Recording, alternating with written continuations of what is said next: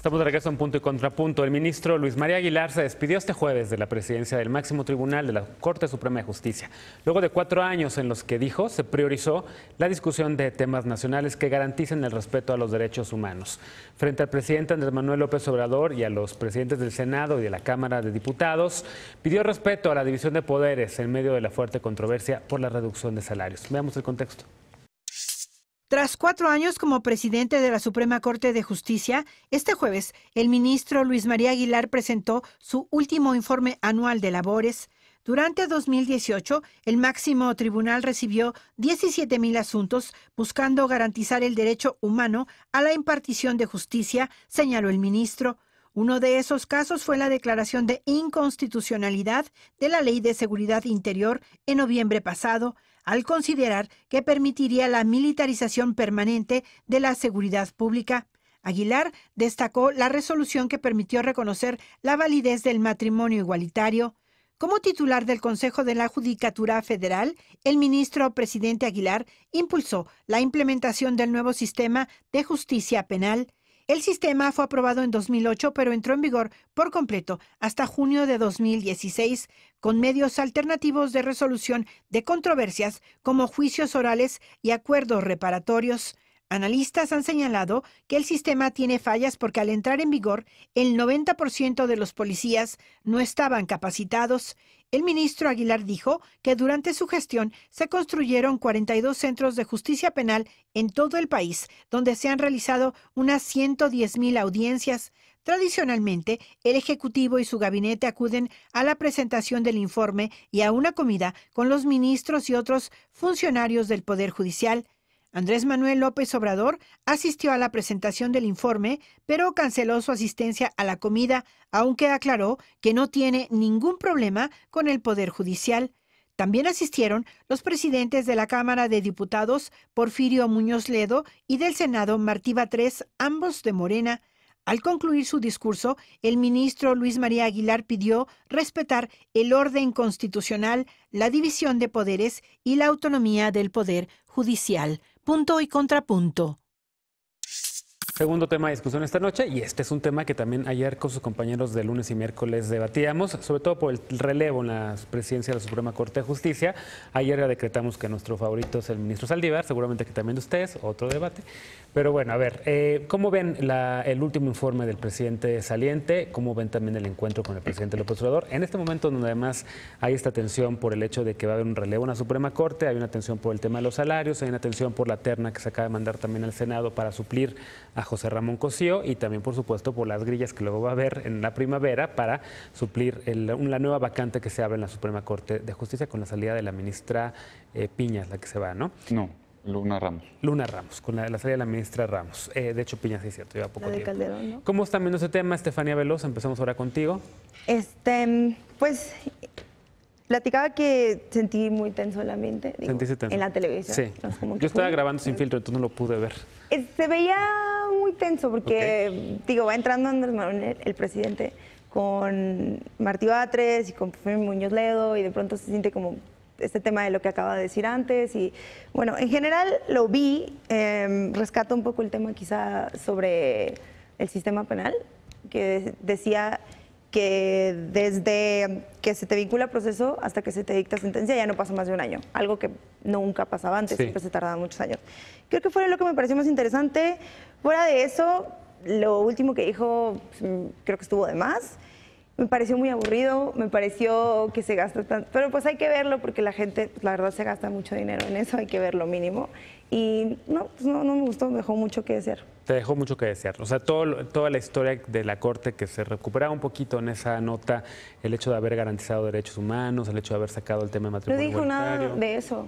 O sea, él no, en su discurso más bien, No, prefiero, no, creo que faltó eso. Ok. Ana Villagrán. Pues miren, yo observo un López Obrador nuevamente que no sabe escuchar.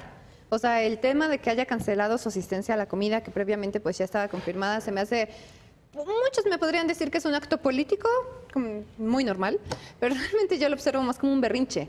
O sea, como un berrinche donde el presidente no quiere escuchar al Poder Judicial. O sea, ¿por qué está tan cerrado? ¿Por qué esta cerrazón absoluta de Morena en todos los ámbitos, en todos los niveles de gobierno?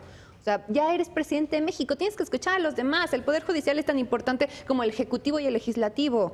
Además, estamos cayendo mucho en los prejuicios fáciles que después todo lo que hemos estado viviendo esta semana, de estar diciendo, no, pues ganan tantísimo, son los malos de la historia. Digo, ya en el siguiente bloque hablaremos de los salarios, sí. Pero voy a recuperar tu frase para el siguiente salario bloque. Tiene una razón de ser. O sea, lo que voy, los mexicanos conocemos muy poco del Poder Judicial y es ahí donde podemos pronunciar una necesidad, porque es un poder tan poco conocido. Seguramente hay mucha opacidad, también hay muchas cosas que se tienen que corregir, pero a lo que voy, no tenemos que prestarnos a este discurso al que el presidente continuamente nos orilla, los buenos y los malos. O sea, el Poder Judicial no es el malo de la historia y definitivamente el Poder Ejecutivo no es el bueno de la historia. Ándale. Es cierto, ¿coincides con esa lectura, Alejandro? Bueno, yo por el contrario, ¿no? Creo que escuchó mucho López Obrador. De hecho, no dijo una sola palabra durante su presencia en la sala superior. No, al contrario, pues se fue a escuchar. Y se trataba de eso. Yo considero que fue un acto republicano. No estuvieron presentes los titulares de los tres poderes de gobierno, que no hay una crisis constitucional, como algunos dijeron por ahí. Todo lo contrario, creo que lo describes muy bien. Hay tensiones y qué bueno que haya tensiones porque eso habla de que hay una división de poderes y de resortes en los pesos y contrapesos que están funcionando. Venimos de un régimen en donde teníamos una democracia consensuada, en donde todo era resoluciones unánimes y donde se trataba de evitar al máximo el conflicto. Y yo creo que al contrario, la democracia precisa de conflicto, la división de poderes precisa de conflicto y precisamente... Conflicto, ¿no? Democracia es conflicto. Democracia es conflicto, es consustancial a la democracia. De la administración del presidente saliente rescato fallos emblemáticos, la inconstitucionalidad de la Ley de Seguridad Interior, el matrimonio igualitario, uno muy importante que declararon válida la Constitución de la Ciudad de México cuando había sido impugnada por el Ejecutivo y otros órganos autónomos, y los fallos consecutivos en torno al libre desarrollo de la personalidad en el uso, producción y consumo de marihuana. Creo que estamos viviendo momentos también interesantes en la Corte. Creo que el desafío en adelante será que sea un poder más cercano a la gente, que sea conocido, que sea transparente, que a veces se habla un lenguaje muy encriptado que el ciudadano común no conoce y que tiene que ser una política más proactiva, no demandante o reactiva, sino que los propios jueces tienen que abrirse más y explicar qué es lo que sucede, porque claro que es determinante para las vidas de todas las personas en este país. Martín, ¿es cierto esto? ¿Debe el Poder Judicial ser un poder más cercano a la gente, popular, en cierto sentido? No popular, es distinto. Contramayoritario, pero cercano. Exactamente. A ver. Yo coincido en muchas cosas. A ver, los derechos fundamentales, los fallos históricos, sin duda. Pero yo creo que perdió una gran oportunidad el presidente saliente, una gran oportunidad, porque no hay una crisis constitucional, pero la Corte sí está pasando por un momento crítico.